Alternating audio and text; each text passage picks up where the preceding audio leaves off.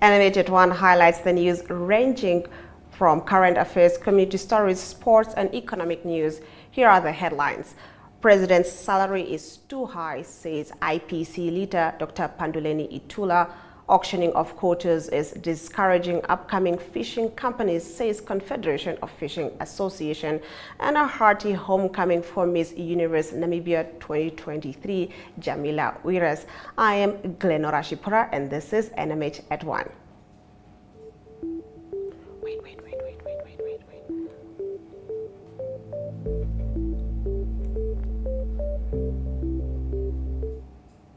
In our midday news update, Miss Namibia 2023 Jameela Uiras yesterday received a warm welcome at Hosea Kutako International Airport after representing the country at the 72nd Miss Universe pageant that took place in El Salvador. She became the first Namibian contestant in 20 years to place in the pageant's top 20, and Namibia is very proud of her. After the break, we'll get into your visual news. Do stay with NMH at 1. Welcome to What's Cooking, where culinary passion meets expert insights. Somebody must really want to cook and want to cook good food. Immerse yourself in the bustling world of professional kitchens as top chefs create mouthwatering dishes. Join us for in-depth interviews as our host explores the experiences and expertise of our guest chefs. Don't miss out. Tune in to What's Cooking on NTV every Friday at 2100 hours and let the culinary adventure begin.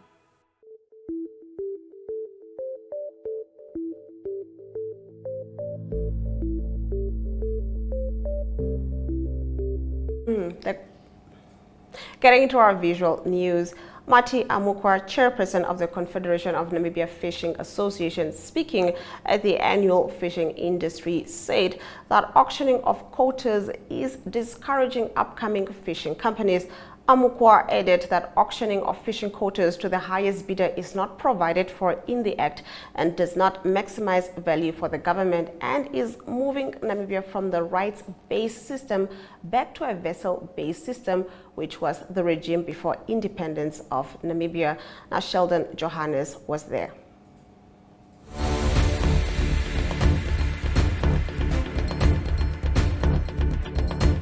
Namibia fisheries is still a right-based fisheries.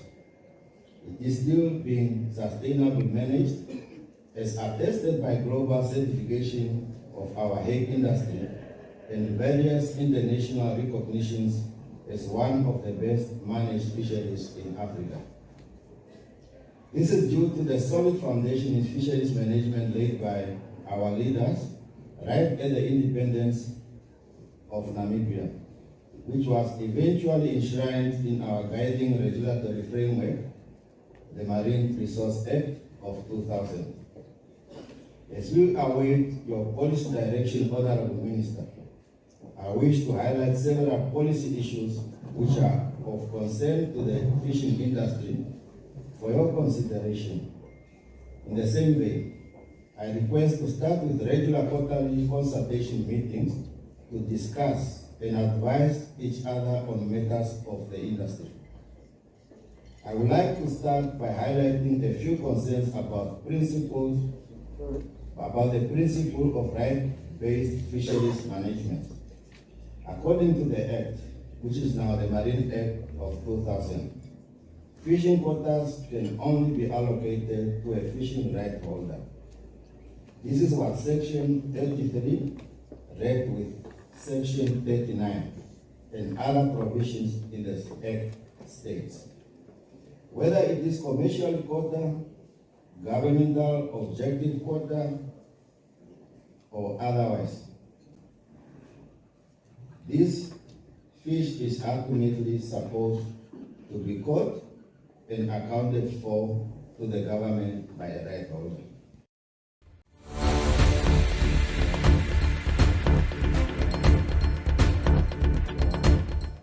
Namibian Sun leads us into the newspaper review segment on the other side of this.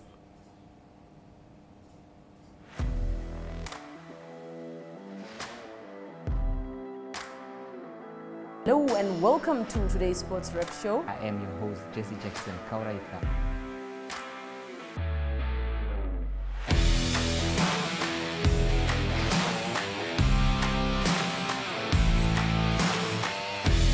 In replay, Namibia, who had won the toss for the first time on this tour. Good day everyone, time for international sports news, starting off with tennis news, both on the WTA for women's and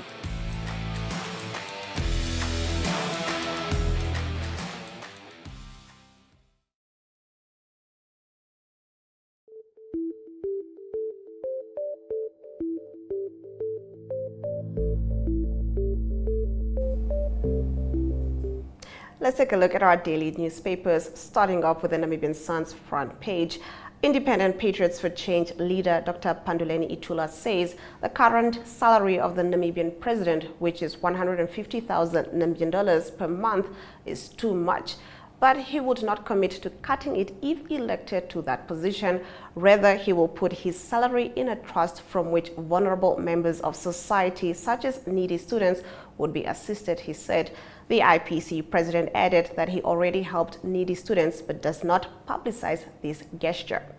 Now moving on to the Sun's page 3, despite the scourge of gender-based violence across the country, which has resulted in the loss of thousands of lives over the years, many government institutions have failed to heed the recommendations of the 2014 GBV conference.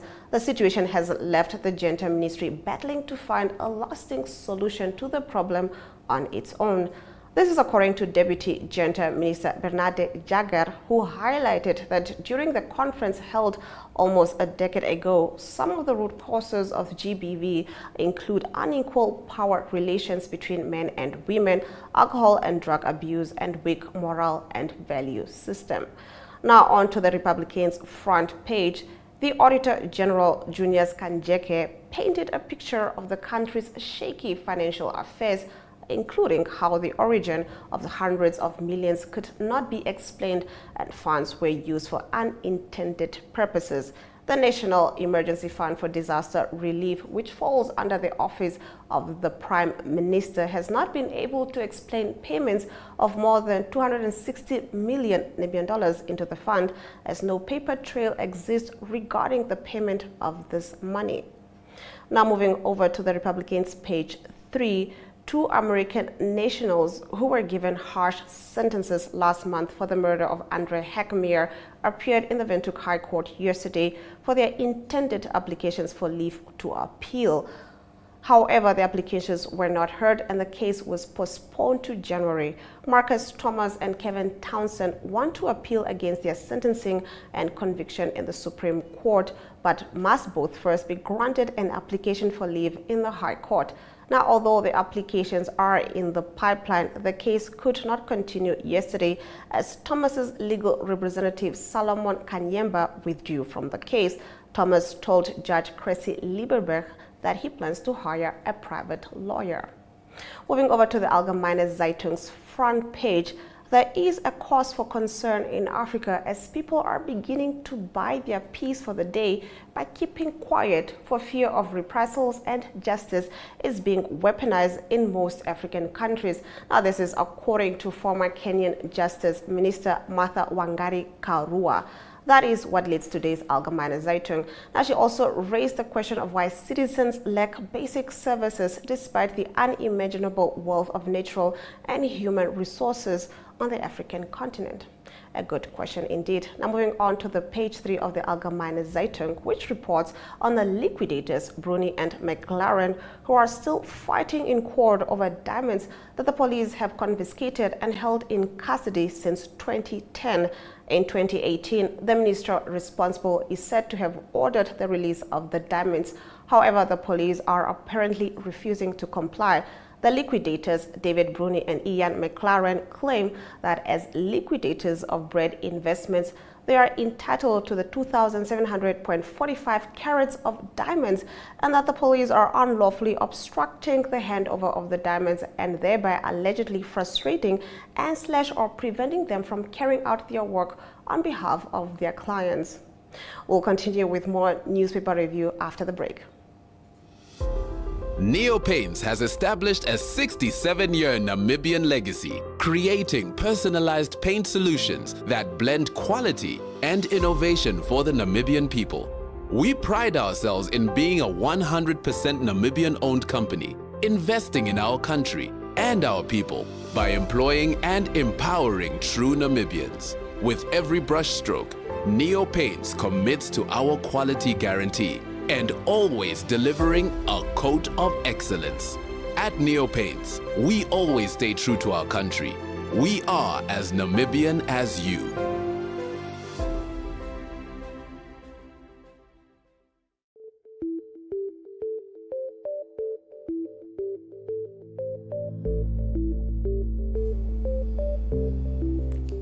Still with the newspaper review, the Namibian's front page reports that government has confirmed buying a sleek $2 million Namibian Land Cruiser SUV for SWAPO presidential candidate Netubo Nandi-Ndaitwah.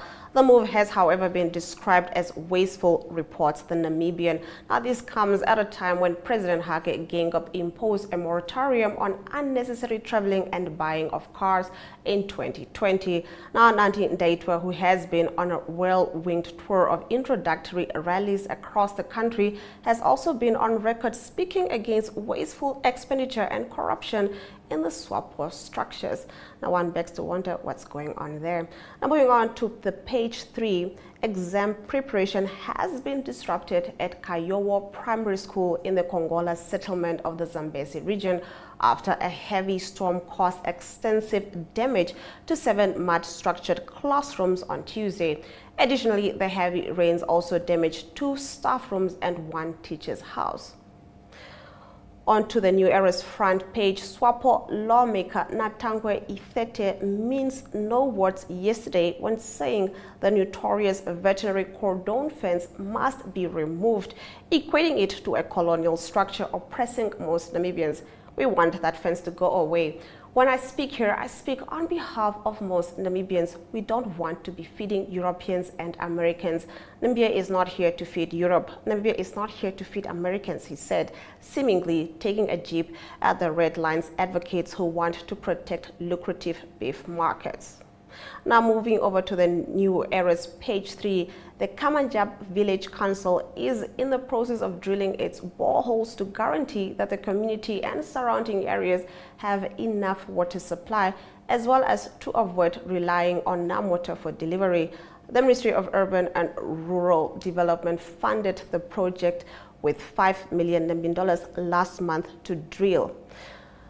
Now, the project moving over to Market Watch, the manipulation of the rand exchange rate by commercial banks in South Africa, to which the Namibian dollar is pegged, could have serious implications on the stability of the domestic financial system. Fin24 reported that British multinational bank Standard Chartered has admitted to its role in manipulating the dollar-rand exchange rate and has agreed to pay an administrative penalty of 42.7 million rand, ending roughly 8 years of litigation with South Africa's competition authorities. Now, do stay with NMH at 1. After the break, we'll get into your economic news. Welcome to What's Cooking, where culinary passion meets expert insights. Somebody must really want to cook and want to cook good food.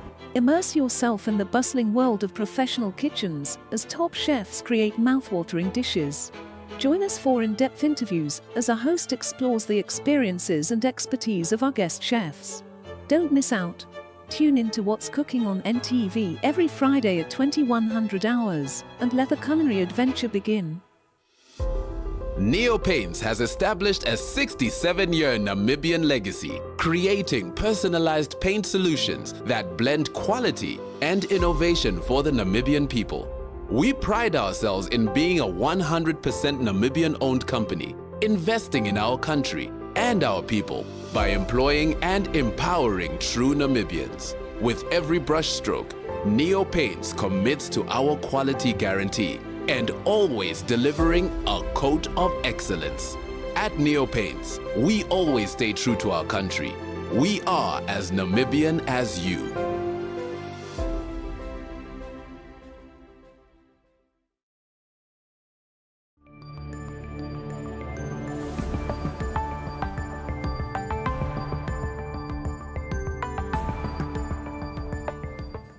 Getting into our economic news, Popular Democratic Movement Member of Parliament Elma Dienda has criticized the National Housing Enterprise for its slow pace of delivery and high input costs.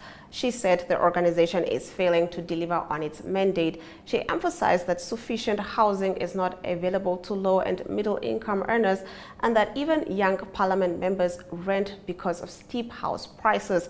The NHE continues to fail this nation and these efforts need to be redirected. I visited the NHE head office in Windhoek and they told me that they were not making enough funds available as government to make sure they meet their mandate, she said. So somewhere, somehow, we the members of parliament are equally failing the nation when it comes to affordable housing. The government has simply not committed to increasing public spending on urban development and housing to address the housing crisis, Dienda said. She said ultra low and low income groups are hardest hit by the crisis. Dienda argued that the housing supply crisis can be addressed with legislative and policy interventions. Now let's take a look at our economic indicators.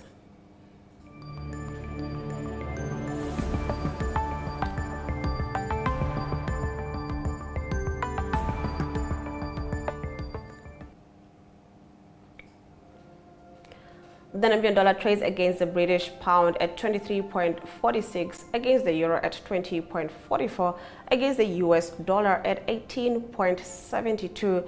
2 Namibian dollars and 62 cents gets you 1 Chinese yuan. On the Namibia Stock Exchange, all major stocks remained the same.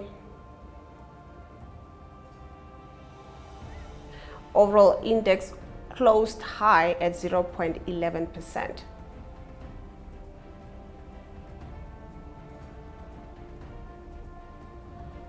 On the commodities market, gold and copper went up while platinum and Brent crude oil went down. Brent crude oil trading at 0.94%, going for $81.06 per barrel.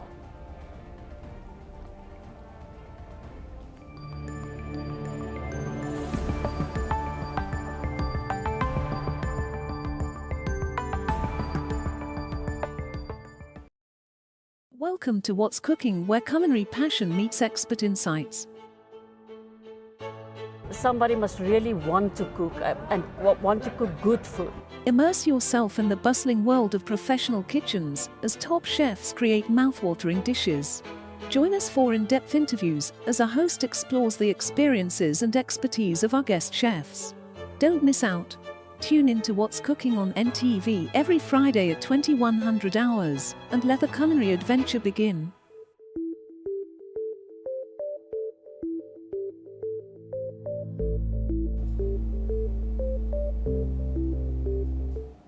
Let's get into news from Africa. South Africa's opposition leader Julius Malema and 5 other MPs from his Economic Freedom Fighters Party were on Wednesday punished with a 1-month suspension without pay from Parliament. The Parliament's Powers and Privileges Committee found them guilty of contempt of Parliament for storming the stage during President Cyril Ramaphosa's State of the Nation address at the Cape Town City Hall in February. The Speaker then suspended proceedings as security removed Malema and the other MPs from the hall. The committee added that each member must also make an apology in person in the House to the President, the Speaker, and the people of South Africa.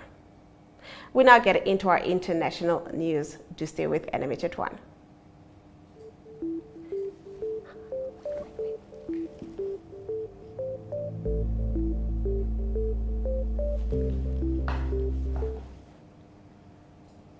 Now, North Korea has ripped up a 5-year-old deal with Seoul aimed at lowering military tensions in the latest escalation of a row between the two.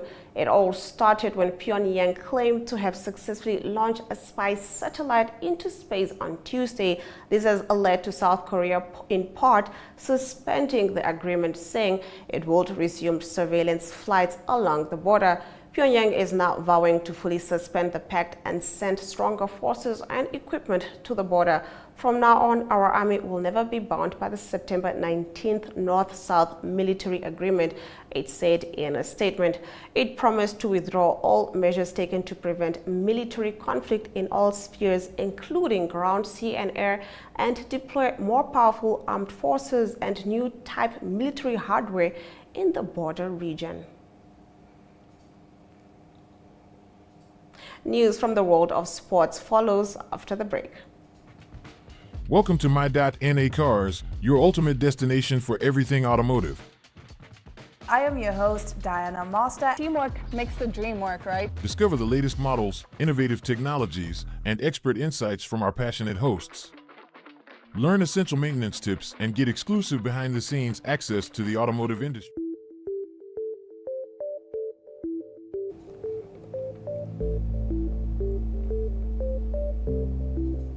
Let's take a look at our local sports news. The FNB Sandman Triathlon is set for yet another exciting competition when it returns to Swakopmund on the 3rd of December. The start, finish, and transition areas will be located at the mall, and over 400 participants are expected to compete in various categories. OTP Sports Yvonne Brinkman, the event organizers, said preparations are going well. The safety of the participants is always a priority, and we have ensured that this is also in place, Brinkman added. Now moving on, teams such as Ashoke Chula, Juliano Sporting, and Young Brazilians will have to travel long distances this weekend to fulfill their Depth Marine Premiership commitments. Rounds 10 and 11 of the Depth Marine Premiership matches will be played at the Independence Stadium in Windhoek, the Keetmansop Showgrounds, Lagare Stadium in Gobabes, and Ngwao Waib in Okahanja. Namibia's Brave Warriors secured a 2-0 victory against Sao Tome and Principe in Group H of the FIFA World Cup qualifiers on Tuesday night in Morocco. Their win comes after a 1-0 loss to Equatorial Guinea last week. Prince Shiweda scored the opening goal with a corner kick that landed in the net in the 10th minute, and Pedro Leonardo Mutis scored an own goal in the 75th minute to seal Namibia's win. Now let's get into our international sports news.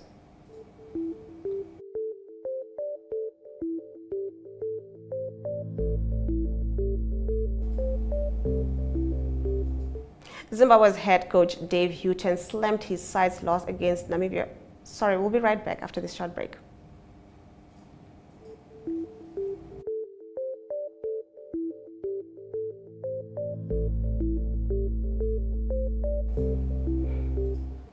Getting into our international sports, France Players Union has called for an overhaul of the football calendar after a host of players suffered serious injuries. Real Madrid midfielder Eduardo Camavinga suffered a knee ligament injury in training with France, while club teammate Aurelien Tchouameni went down with a stress fracture to his left foot during their win over Barcelona last month. Now, Paris Saint-Germain midfielder Warren Zaïre-Emery is out for the rest of the year after the 17-year-old picked up an ankle injury, making his debut for the Les Bleus. UNFP said it was high time to undertake a thorough reform of the calendar. Now we'll be right back with the news highlights from NMH at 1. Welcome to What's Cooking, where culinary passion meets expert insights. Somebody must really want to cook and want to cook good food. Immerse yourself in the bustling world of professional kitchens as top chefs create mouthwatering dishes. Join us for in-depth interviews as our host explores the experiences and expertise of our guest chefs. Don't miss out. Tune in to What's Cooking on NTV every Friday at 2100 hours and let the culinary adventure begin.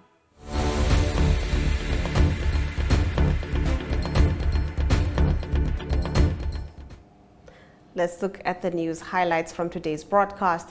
South Africa's opposition leader Julius Malema and 5 other MPs from his Economic Freedom Fighters Party were on Monday punished with a 1-month suspension without pay from Parliament. North Korea has ripped up a 5-year-old deal with Seoul aimed at lowering military tensions in the latest escalation of a row between the two. It all started when Pyongyang claimed to have successfully launched a spy satellite into space on Tuesday.